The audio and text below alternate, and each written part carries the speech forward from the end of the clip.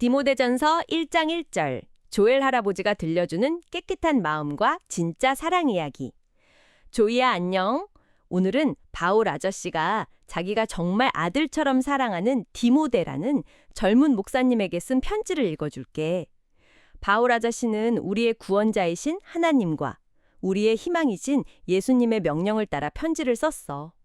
믿음 안에서 진짜 아들 같은 디모데에게 하나님과 예수님이 주시는 은혜와 평화, 그리고 불쌍히 여기는 따뜻한 마음이 가득하기를 바란다고 인사를 했지.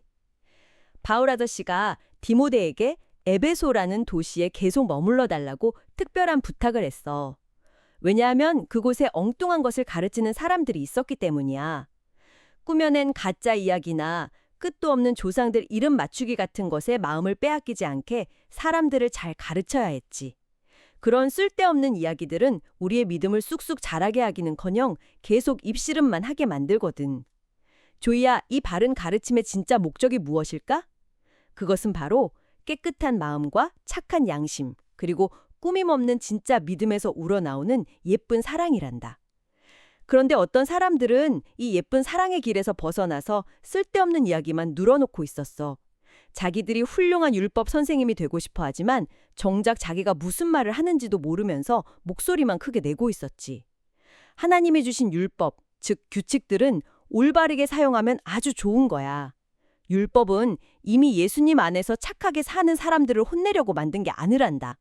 오히려 법을 어기고 부모님 말씀에 순종하지 않거나 남을 해치고 거짓말하며 약속을 어기는 나쁜 사람들에게 네가 틀렸어 라고 알려주기 위해 필요한 거란다. 바울 아저씨는 이 바른 가르침이 하나님께서 자기에게 맡겨주신 가장 영광스럽고 기쁜 소식인 복음을 따르는 것이라고 말했어. 네, 방금 들려주신 할아버지의 다정한 목소리 참 따뜻하고 좋네요. 자, 이제 이 이야기는 하나씩 풀어볼까요? 이 깊은 탐구에 함께 하시는 부모님들, 그리고 어린이 여러분, 지금부터 우리가 아주 흥미로운 이야기 속으로 들어갈 텐데요. 맞습니다. 그냥 옛날 이야기가 아니라 이 편지 안에 엄청난 비밀이 숨겨져 있거든요. 네, 그 비밀을 하나씩 살펴볼 건데 일단 이 편지를 쓴 사람이 바울이라는 나이 많은 스승이고 받는 사람이 디모데라는 젊은 제자잖아요. 그렇죠. 바울은 기독교 역사상 아주 위대한 지도자였지만 이 편지를 쓸 때는 나이가 좀 많았고 또 다른 곳으로 복음을 전하러 떠나야만 하는 상황이었어요. 아, 떠나야만 했군요. 그럼 그 아끼는 제자 디모데를 에베소라는 곳에 남겨둔 거네요. 네, 맞아요. 그런데 그 에베소라는 곳이 그냥 조용한 시골 마을이 아니었어요. 그럼 에베소라는 도시는 어떤 곳이었길래 디모데가 거기 남아야 했을까요? 스승과 제자가 굳이 떨어져야 했다면 뭔가 아주 중요한 이유가 있었을 텐데요. 사실 에베소는 그 당시에 엄청나게 크고 화려한 상업 도시였어요. 막 돈도 많고 사람도 바글바글한 곳이었죠. 오, 되게 번화가였나 보네요. 네, 게다가 막 거대한 신전도 있고 우상을 섬기는 사람들도 넘쳐났고요. 무엇보다 사람들이 이상한 옛날 이야기나 그 지식 같은 걸 뽐내는 걸 아주 좋아했어요. 아, 지식 뽐내기요? 방금 편지 내용에서도 꾸며낸 가짜 이야기나 끝도 없는 조상들 이름 맞추기를 했다고 나오잖아요. 맞아요. 바로 그겁니다. 저는 사실 그 조상들 이름 맞추기라는 게 대체 왜 그런 거에 마음을 뺏겼을까 너무 궁금했거든요. 그게 단순한 역사 공부가 아니었어요.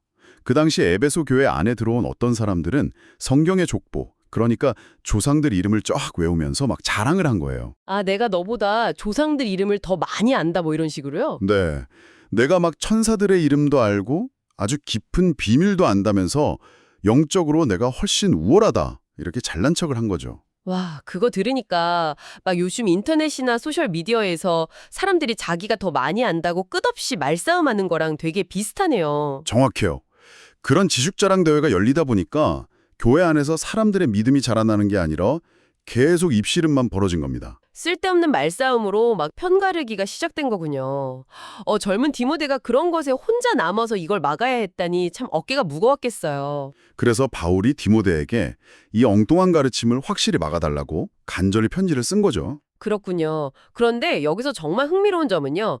바울 아저씨가 성경을 배우는 진짜 목적을 설명하는 부분이에요.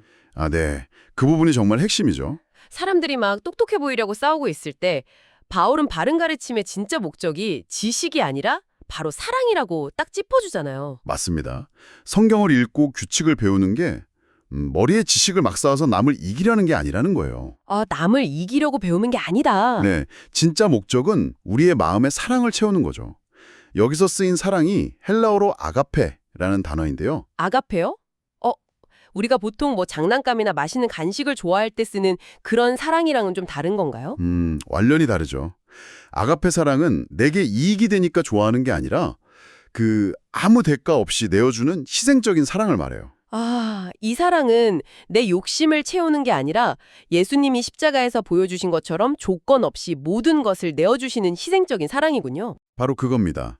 그런데 이 아가페 사랑은 그냥 막 억지로 한다고 나오는 게 아니거든요. 그럼 어떻게 해야 그 예쁜 사랑이 흘러나올 수 있는 거죠? 바울이 편지에서 3가지를 이야기했어요. 깨끗한 마음, 착한 양심, 그리고 꾸밈 없는 진짜 믿음.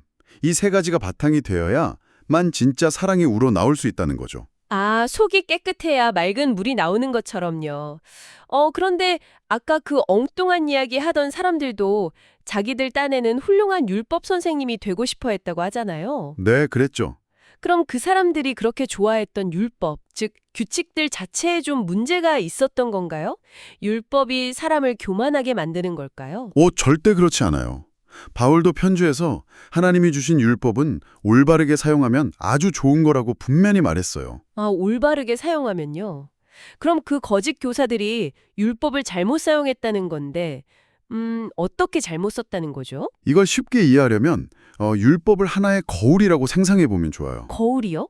우리가 아침에 세수할 때 보는 그 거울 말인가요? 네, 맞아요. 거울은 내 얼굴에 뭐 더러운 게 묻었는지, 흙이 묻었는지 있는 그대로 정직하게 보여주잖아요. 그렇죠.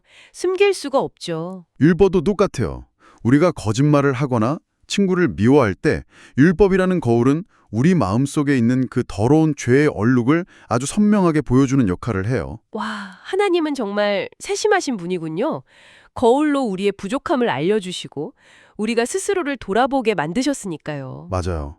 그런데 문제는 그 에베소의 거짓 교사들이 이 거울을 자기 얼굴을 보는데 안 쓰고 설마 남의 얼굴을 비추는 데 쓴 건가요? 네, 거울을 막 남의 코앞에 들이밀면서 너 얼굴에 뭐 묻었어? 넌 틀렸어? 하고 공격하는 무기로 썼던 거예요. 정작 자기 얼굴에 묻은 더 큰 얼룩은 보지도 못하고요. 세상에, 거울을 그런 식으로 쓰면 진짜 기분 나쁘죠. 그럼 올바르게 거울을 쓴다는 건 어떤 걸까요? 내 얼굴에 묻은 얼룩을 보면 그 다음엔 어떻게 해야 하죠? 거울로 얼룩을 봤으면 어떻게 해야 할까요? 거울로 얼굴을 막 문지르진 않잖아요. 아, 그렇죠. 거울로 닦을 순 없죠. 물로 씻어야죠. 네. 우리 스스로는 그 얼룩을 못 지우니까 우리를 깨끗하게 씻어주실 수 있는 유일한 분, 바로 예수님께로 달려가야 하는 거예요. 아하, 그러니까 거울은 내 얼룩을 보여주고 얼굴을 깨끗하게 씻어주시는 예수님의 십자가로 달려가게 하시는 거군요. 맞습니다. 율법은 우리를 막 혼내고 끝나는 게 아니라 우리를 살리시는 예수님께로 안내하는 아주 고마운 표지판인 거죠. 와, 정말 놀라운 이야기네요. 그럼 이 모든 것이 우리에게 어떤 의미가 있을까요? 오늘 이 탐구를 듣고 계신 어린이와 부모님들의 일상에서 어떻게 적용할 수 있을까요? 우선은 아까 에베소 사람들처럼 내가 뭘 좀 안다고 뽐내거나 친구들과 쓸데없는 말싸움을 하는 건 피해야겠죠? 네, 내가 맞다면서 남을 공격하는 무기로 지식을 쓰면 안 된다는 거네요. 그렇죠. 그리고 우리 마음에 깨끗한 마음과 착한 양심을 품고 내 옆에 있는 친구나 가족들을 아가페 사랑으로 다정하게 안아줘야 합니다. 아가페 사랑으로 다정하게, 참 따뜻한 말이네요. 그리고 또 한 가지. 율법의 거울을 통해 내 부족한 모습을 발견했을 때 부끄럽다고 숨거나 도망치면 안 돼요. 맞아요. 숨지 말고 언제나 우리를 깨끗하게 씻어주시고 두 팔 벌려 기다리시는 예수님께 기쁨으로 쫙 달려가야겠네요. 네. 그게 바로 바울이 말한 바른 가르침의 결론이자 복음의 능력이니까요. 좋습니다. 자, 청취자 여러분, 여러분은 오늘 무엇을 결심했나요? 내가 아는 것으로 친구를 이기려 하기보다는 먼저 따뜻하게 안아주고 사랑하기로 마음먹으셨기를 바랍니다. 네, 그 결심이 우리 삶을 정말 아름답게 변화시킬 거예요. 자, 이제 오늘 함께 나눈 이 놀라운 진리들을 마음에 꼭 담으면서요. 기도로 차분하게 오늘 탐구를 마무리하려고 합니다. 방송을 듣고 계신 여러분도 두 손을 모으고 함께 마음을 다해 주시면 좋겠습니다. 네, 함께 기도하겠습니다. 사랑의 하나님 아버지, 저에게 바른 말씀을 가르쳐 주셔서 참 감사합니다. 제가 엉뚱한 이야기나 쓸데없는 자랑의 마음을 빼앗기지 않고 늘 하나님의 말씀 안에 머물게 지켜주세요. 제 마음속에 깨끗한 마음과 착한 양심, 그리고 꾸밈없는 믿음을 가득 부어주셔서 하나님이 기뻐하시는 진짜 사랑을 듬뿍 나누게 도와주세요. 하나님의 말씀이라는 거울을 통해 저의 부족함을 깨닫고 언제나 저를 깨끗하게 씻어주시는 예수님의 품으로 꼭 달려가게 해주세요. 저를 가장 많이 사랑하시는 예수님의 이름으로 기도합니다. 아멘. 아멘. 오늘 이 시간을 마치며 우리 모두가 꼭 기억했으면 하는 한 문장이 있습니다. 세상에서 진짜 훌륭한 사람은 머리에 아는 것이 많은 사람이 아니라 마음에 사랑이 가득한 사람입니다. 정말 여운이 깊게 남는 말이네요. 지식의 거울 앞에서 우리 부족함을 먼저 보고 결국엔 사랑으로 채우는 우리가 되었으면 합니다. 네, 맞습니다. 자, 다음 시간에는요. 바울 아저씨가 죄가 많은 곳에 은혜가 어떻게 넘쳤는지에 대한 자신의 놀라운 이야기를 직접 들려줄 예정입니다. 와, 바울 자신의 이야기라니 벌써부터 다음 탐구가 너무 기대되는데요. 그렇죠. 어떤 논날론 기적과 은혜의 이야기가 기다리고 있을지 다음 깊은 탐구 시간에 꼭 다시 만나서 함께 나눠보겠습니다. 여러분 오늘도 사랑이 가득한 하루 보내세요.